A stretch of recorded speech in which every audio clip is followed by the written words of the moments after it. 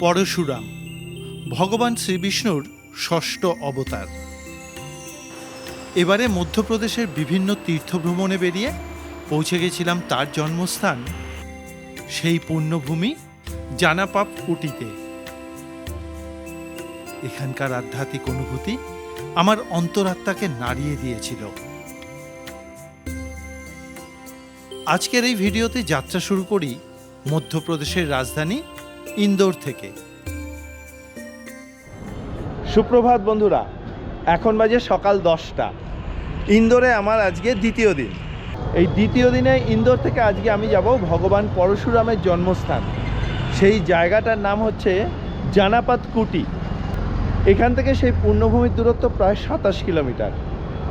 গতকালকে আমি যে টোটো করে ঘুরেছিলাম, সেই টোটো ড্রাইভারের সঙ্গেই কথা বলা আছে। ও আমাকে এখান থেকে নিয়ে গিয়ে সেই পুণ্যস্থান দর্শন করিয়ে আনবে। রাত্রেবেলা আজকে আমার ফেরার ট্রেন কলকাতাতে। তাহলে চলুন বেরোনো যাক আর এক পুণ্যস্থানে। গত কয়েকটা পর্বে আমি আপনাদেরকে মধ্যপ্রদেশের জব্বলপুর, নরসিংহপুর, উজ্জয়িনীর মহাকাল জ্যোতির্লিঙ্গ সহ ওমকারেশ্বর জ্যোতির্লিঙ্গ ও মহেশ্বর দর্শন করাতে পেরেছি। যারা এখনও সেই ভিডিওগুলো দেখে উঠতে পারেননি, তাদের সেই ভিডিওগুলো দেখার অনুরোধ রইল। আমি ডেসক্রিপশন বক্সে ভিডিওর লিংক দিয়ে দিলাম। আমি ইন্দোরে বাস স্ট্যান্ডের পাশে হোটেল অশোকাতে ছিলাম। হোটেল থেকে বেরিয়ে সবার প্রথমে ব্রেকফাস্ট করে নিলাম। পোহা এখানকার খুব প্রচলিত খাবার। পোহার সঙ্গে জিলিপি দিয়ে ব্রেকফাস্ট করলাম। এর মধ্যেই চলে এলো টোটোর ড্রাইভার। খাওয়া সেরে টোটোতে উঠে বসলাম। টোটো ইন্দোর শহর ছাড়িয়ে চলতে থাকলো। কিছু দূর চলার পর টোটো মেইন রাস্তা ধরল। ইন্দোর শহর থেকে জানাপাপ কুটির দূরত্ব প্রায় 45 কিলোমিটার বলে জানতে পারলাম। কিছু দূর এগোতেই আশপাশের পরিবেশ বদলে যেতে শুরু করলো। সামনে রুক্ষ জমি আর দূরে অল্প উচ্চতার পাহাড়। এখন মার্চ মাসের দ্বিতীয় সপ্তাহ, তাতেই এখানকার দিনের বেলার টেম্পারেচার প্রায় 33 ডিগ্রি সেন্টিগ্রেড। গরম কিছুটা থাকলেও এখানকার আশপাশের পরিবেশ বেশ ভালো লাগছে।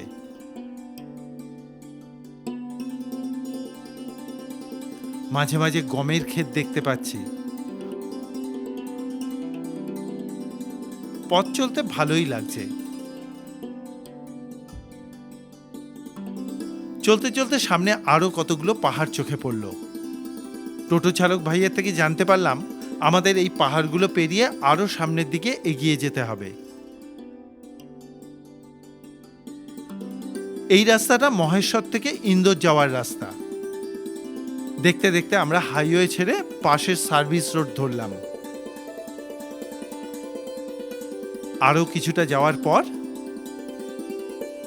হাইওয়ে থেকে বাঁদিকে একটা রাস্তায় যেতে হবে।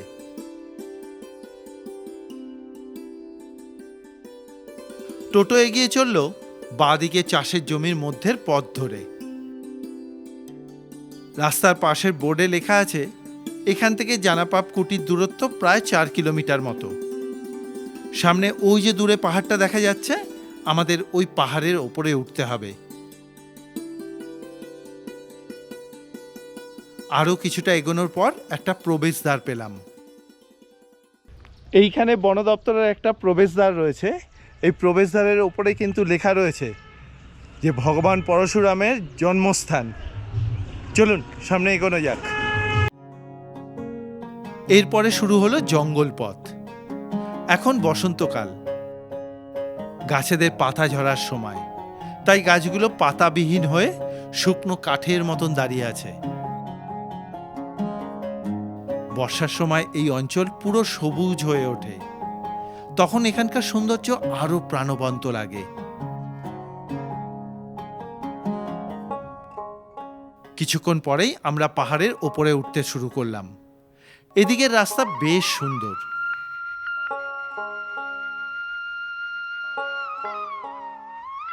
যত উপর দিকে উঠছি, আশপাশের অনেকটা দূর দূরান্ত পর্যন্ত দেখা যাচ্ছে। সত্যি এখন ভাবছি বর্ষার পরে এখানে আসলে এখানকার প্রাকৃতিক সৌন্দর্য আরো কত সুন্দরভাবে উপভোগ করতে পারতাম। যাই হোক, এখনো ভালো লাগছে। জানাপাপ কুটি যে পাহাড়ের ওপরে অবস্থিত, তার উচ্চতা সমুদ্রপৃষ্ঠ থেকে প্রায় 900 মিটার উঁচু। এই পাহাড়ের ঢাল থেকে অনেক নদীর উৎস রয়েছে। এছাড়াও চম্বল নদীর কিছু উপনদী এই পাহাড় থেকেই উৎপত্তি। এই পাহাড় অঞ্চল অনেকেই মালওয়ারের জলভাণ্ডার বলে থাকেন। বর্ষার সময় এখান থেকে অনেক ছোট ছোট জলপ্রবাহ এবং ঝর্ণা দেখতে পাওয়া যায়।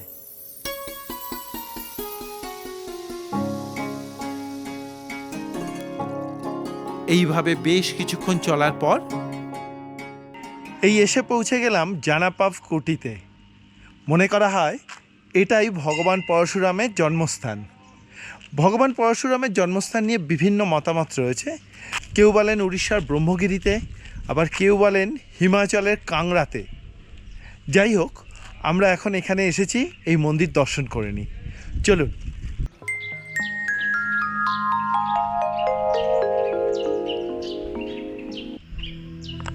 পাহাড়ের একদম ওপরে বড় একটা সমতল জায়গা, শান্ত স্নিগ্ধ পরিবেশ।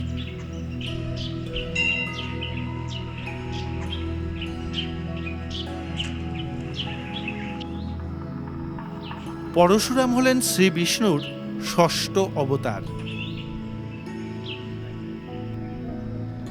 ভগবান পরশুরামের জন্মের পেছনে হিন্দু পুরাণে একটি বিশেষ কারণ বলা হয়েছে। সেটি হল ধর্মরক্ষা ও অধর্মকে দমন করা। জনশ্রুতি আছে তার জন্মের আগে ক্ষত্রিয়দের অত্যাচার বেড়ে গেছিল।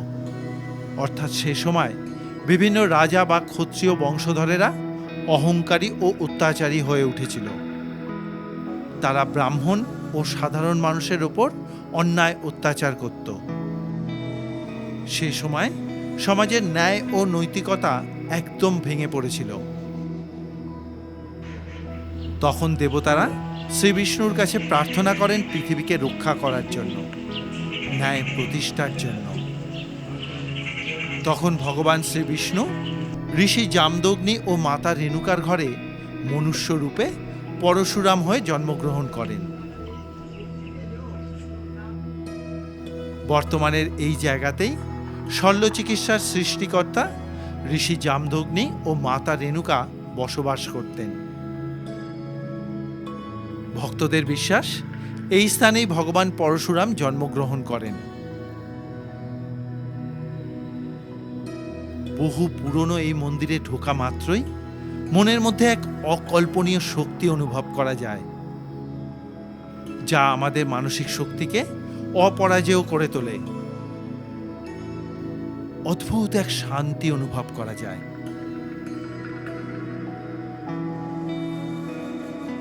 গর্ভমন্দিরের ভেতরে একটি শিবলিঙ্গ অধিষ্ঠান করছেন।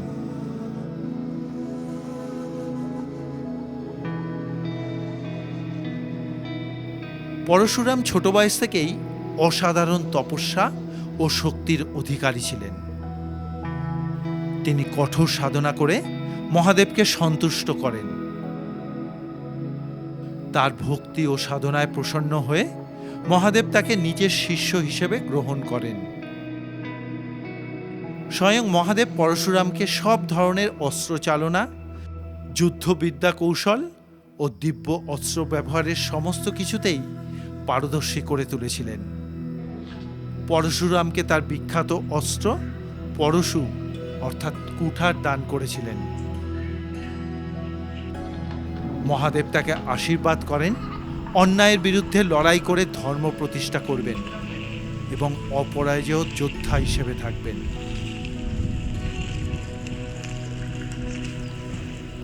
বর্তমানে এখানে সুন্দর কারুকার্যমণ্ডিত নতুন মন্দির স্থাপন করা হয়েছে। ঢুকে পড়লাম মন্দির কক্ষে।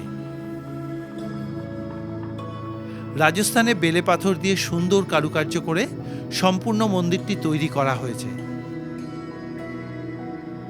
মন্দিরের চারদিকের পরিবেশ অকল্পনীয় সুন্দর। গর্ভমন্দিরে ভগবান পরশুরাম পূজিত হচ্ছেন। এখানে ভগবান পরশুরামের দুটি মূর্তি আছে, তার মধ্যে একটি তার বাল্য রূপ। পরশুরাম ভগবান শিবের আশীর্বাদ পেয়ে পরবর্তীকালে সর্বপ্রথম মহিষ্মতির সহস্রার্জুনকে পরাজিত করে ক্ষত্রিয়দের দমন করা শুরু করেন।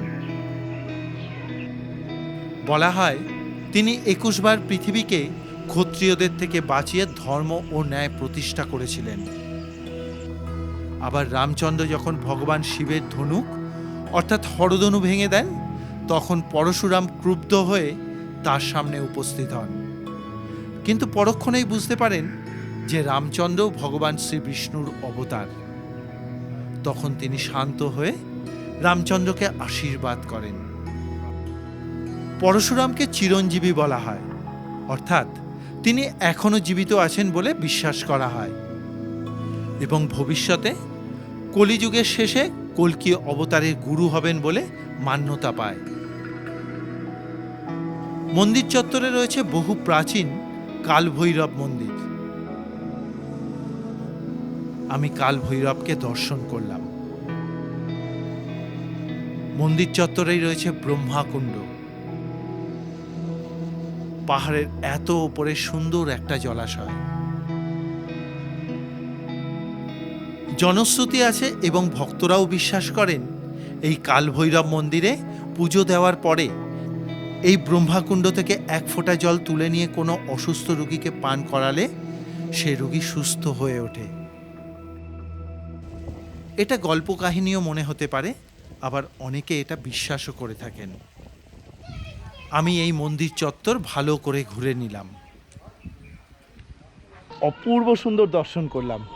মানে যেরকম এখানকার প্রাকৃতিক সৌন্দর্য, একদম পাহাড়ের ওপরে সুন্দর একটা পরিবেশ, ঠিক সেই রকমই এখানে এক শান্তিময় পরিবেশ। এখানে যদি কিছুক্ষণ বসে থাকা যায় তাহলে বোঝা যাবে প্রকৃতি কত শান্ত, কত সুন্দর। আর এখানকার আধ্যাত্মিক অনুভূতি, এটা কিন্তু এখানে এসে তবেই অনুভব করতে হয়। অকল্পনীয় সুন্দর, অকল্পনীয়। অনেক কষ্টে এই জায়গার খোঁজটা পেয়েছি, অনেকভাবে জিজ্ঞাসা করতে করতে তারপরে এসেছি। এটা যেহেতু ইন্দোর থেকে বেশ কিছুটা দূরে, তবে এসে যা পেলাম এ ভাষা দিয়ে প্রকাশ করা যাবে না। অপূর্ব সুন্দর লাগলো। চলুন এরপরে আবার এখান থেকে বেরিয়ে যাওয়া যাক, কারণ আজকে আমাদের কিন্তু ফিরে যাওয়ার ট্রেন রয়েছে। এরপরে এখান থেকে বেরিয়ে পড়লাম। আজকের ভিডিও এখানেই শেষ করছি। আজকের ভিডিও আপনাদের কীরকম লেগেছে অবশ্যই করে একটা মতামত জানাবেন কমেন্ট বক্সে। এটা আমার তরফ থেকে আপনাদের কাছে অনুরোধ রইল। দেখা হবে আগামী পর্বে নতুন আর এক তীর্থস্থানে। ততক্ষণের জন্য বিদায়। সবাই ভালো থাকবেন, সুস্থ থাকবেন।